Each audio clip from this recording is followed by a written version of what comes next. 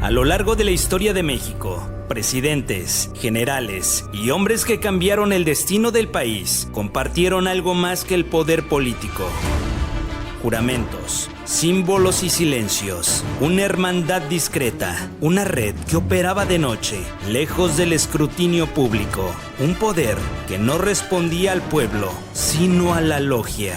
Presidentes masones, decisiones políticas tomadas bajo juramento y lealtades que no siempre coincidían con la Constitución. Archivos Mortales presenta Presidentes Masones de México. Cuando revisas la historia con cuidado, aparecen patrones inquietantes, presidentes iniciados en logias, reformas impulsadas desde círculos cerrados, conflictos entre ritos que terminan en guerras políticas y una constante que es muy marcada, el secreto total. Durante décadas, la masonería influyó en la política mexicana desde las sombras. Dividió liberales y conservadores, enfrentó retos con proyectos de nación distintos y en algunos momentos decidió el rumbo del país sin consultar al pueblo. Se dice que lo hicieron por progreso, por libertad, por romper el poder de la iglesia, pero también se les acusa de intrigas, traiciones, imposiciones y pactos silenciosos. La masonería echó raíces tan profundas en México que en su momento carecía de identidad clara y con un poder en disputa. A principios del siglo XIX, México no sabía qué era: monarquía o república, estado laico o dominio religioso, soberanía propia o influencia extranjera. En medio de este caos, aparece una organización que ofrecía algo muy atractivo para las élites de la época: orden, disciplina, estructura y contactos internacionales. La masonería no llegó como una conspiración organizada, llegó como una herramienta. Desde su llegada a México, los masones no solo fueron vistos como pensadores o reformistas, también los vieron como organizaciones con reglas propias, juramentos secretos y una lealtad que muchos consideraron peligrosa. Los masones no discuten públicamente sus rituales, no revelan sus juramentos, no explican del todo cómo toman decisiones internas. Uno de los señalamientos más recurrentes ha sido el de sus rituales. Los masones trabajan con símbolos: el compás, la escuadra, el ojo que todo lo ve, el templo, la luz y el silencio. Para ellos, son alegorías morales. Para sus detractores, son signos de algo oculto. Se les señala de rituales extraños, de juramentos que obligan a guardar secretos, inclusive por encima de la ley, y de castigos simbólicos severos para quien traiciona a la hermandad. Según sus propios integrantes, la masonería es una fraternidad que busca el perfeccionamiento del ser humano a través de la moral. Creen en un solo principio creador, al que llaman el gran arquitecto del universo. No se declaran enemigos de ninguna religión, pero tampoco se someten a ellas. Y aquí es donde empieza el conflicto. Porque en un país profundamente católico, una organización secreta, jerárquica y no subordinada a la iglesia, encendió todas las alarmas. La masonería ofrecía algo que la política mexicana aún no tenía: una red de poder organizada. La masonería pronto se dividió en corrientes, que en la práctica funcionaron como partidos políticos clandestinos, porque los masones no podían rebelarse abiertamente. Se reconocían con signos, saludos, símbolos y cifrados. Juraban lealtad eterna, aunque en la práctica se traicionaban entre ellos.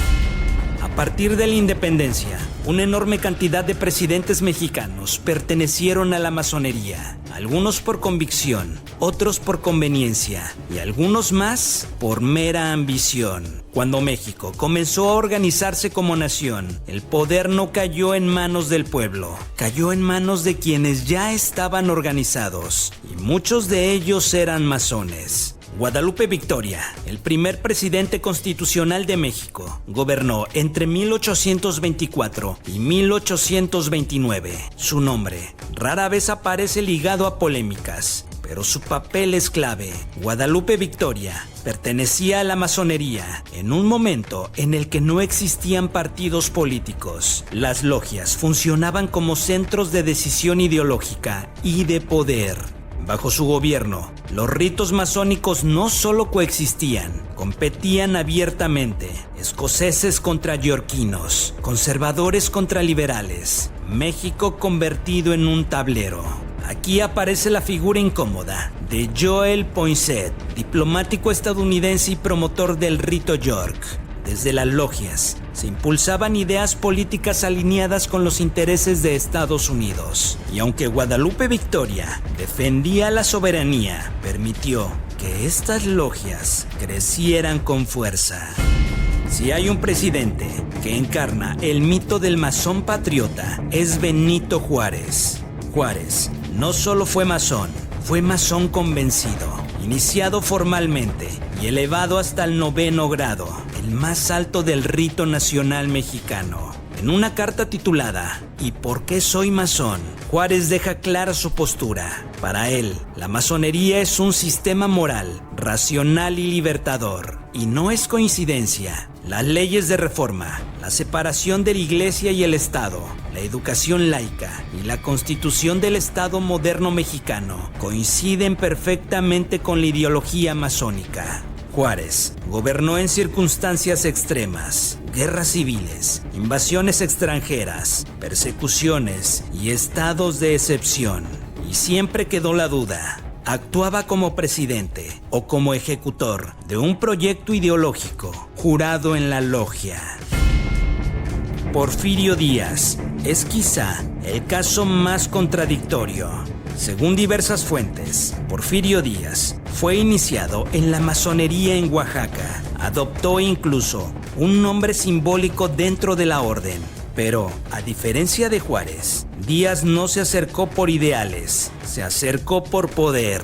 La masonería, para Díaz, era una red de contactos, influencia y control. Y cuando llegó a la presidencia, hizo algo que ningún otro presidente habría logrado: unificó a la masonería mexicana por la fuerza. Entre 1890 y 1901, Díaz obligó a los distintos ritos a trabajar sobre una sola autoridad, no por convicción fraternal, sino por control político. La Gran Dieta Simbólica fue proclamada con él mismo como gran maestro. La masonería dejó de ser un contrapeso ideológico y se convirtió en una extensión del Estado. Pero esa unificación duró poco. Sin la coerción del régimen, la fraternidad volvió a fragmentarse.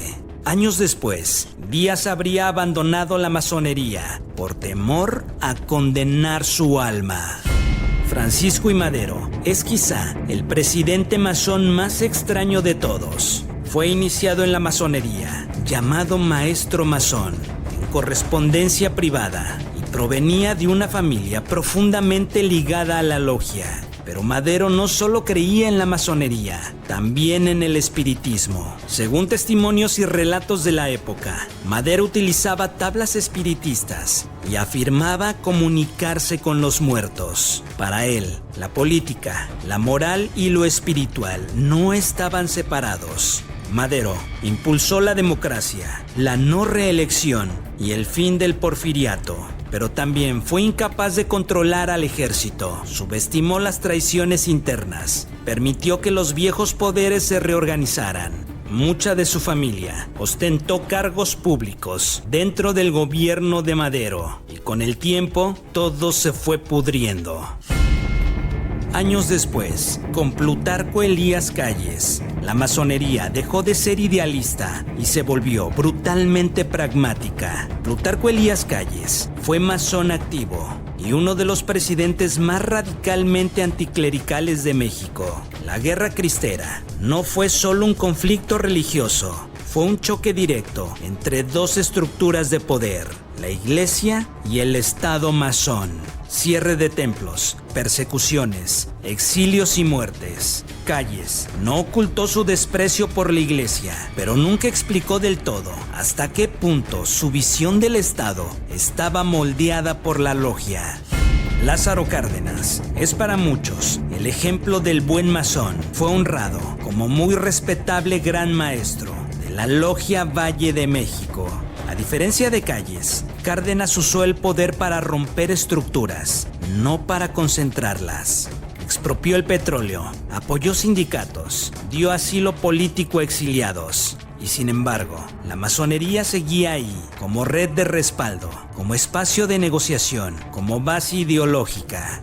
Después de Cárdenas, la masonería ya no necesitó exhibirse, estaba integrada al sistema. Presidentes como Manuel Ávila Camacho, masón y muy católico declarado, Miguel Alemán, Adolfo Ruiz Cortines, Adolfo López Mateos e incluso Carlos Salinas de Gortari aparecen directa o indirectamente en registros de listas masónicas. Aquí, la masonería dejó de ser revolucionaria y se volvió institucional. Y cuando el poder se institucionaliza, el secreto ya no protege ideales, protege intereses.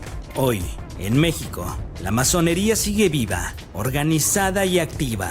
Existen logias en prácticamente todo el país. Desde 1932, las principales están agrupadas en la Confederación de las Grandes Logias Regulares de los Estados Unidos Mexicanos, reconocida internacionalmente y encabezada por el Consejo Masónico Nacional. Oficialmente, su discurso no ha cambiado. Búsqueda de la verdad, estudio de las ciencias y las artes, mejoramiento moral y social del individuo. Nada ilegal, nada clandestino, al menos en papel. En listas oficiales y menciones públicas aparecen nombres que aún resuenan en la política mexicana: Cuauhtémoc Cárdenas, Ricardo Monreal y otros actores políticos que, sin confirmarlo abiertamente, han sido señalados por su cercanía con logias, reuniones privadas, lenguajes compartidos, redes de apoyo que trascienden partidos políticos.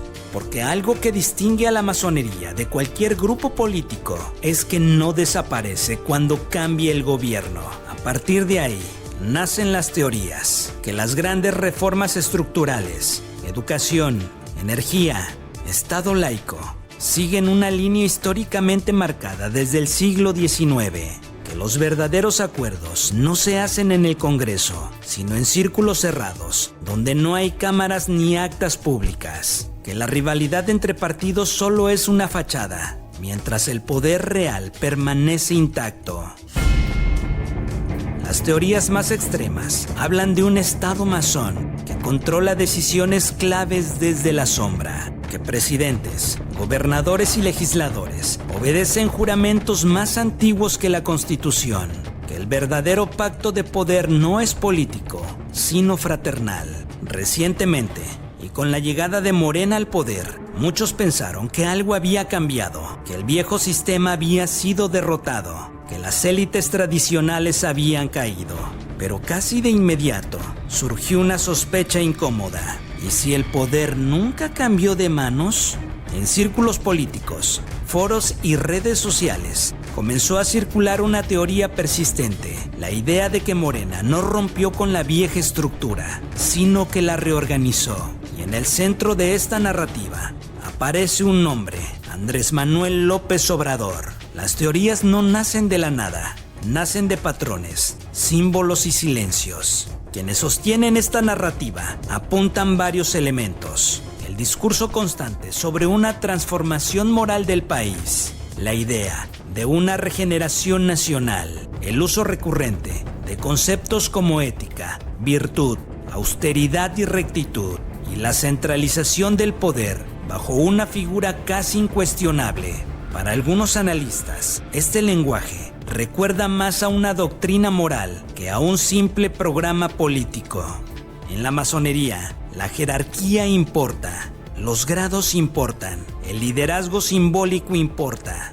Los críticos de Morena señalan que AMLO no gobernó solo como presidente, sino como figura moral superior, una especie de árbitro ético que define quién es bueno y quién es corrupto.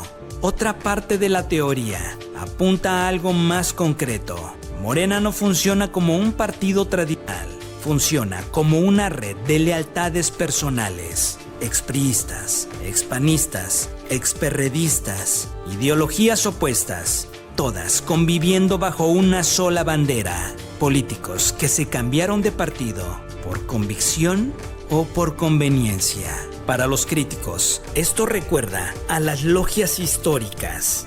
No importa de dónde vienes, importa a quién obedeces.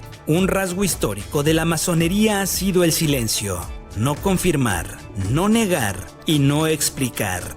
No hay evidencia de que Morena sea un partido masónico. No hay documentos que prueben que se pertenezca a una logia. La masonería fue durante décadas una escuela de ideas, una red de apoyo y en muchos casos una ruta directa al poder. Algunos presidentes la usaron para construir un estado moderno, otros para consolidar su dominio y algunos más para justificar decisiones que marcaron al país para siempre. Porque la historia no es blanca o negra, es una zona gris, donde ideales nobles conviven con ambiciones humanas. Cada generación ha tenido su propio poder oculto. Antes fue la iglesia. Luego fueron las logias. Hoy son redes que no vemos pero que sentimos. Tal vez el problema no es la masonería. Tal vez el problema es el secreto. Porque una democracia no se rompe solo con dictaduras. Se debilita cuando el poder se vuelve opaco. Cuando las decisiones importantes se toman lejos del ciudadano. Y aquí, la última pregunta queda abierta para ti. ¿México fue gobernado por presidentes o por juramentos que nunca conocimos? Dale like, suscríbete, comparte y comenta. ¿Qué piensas de los presidentes masones mexicanos? Te leo en los comentarios y sigue disfrutando de más historias en Archivos Mortales.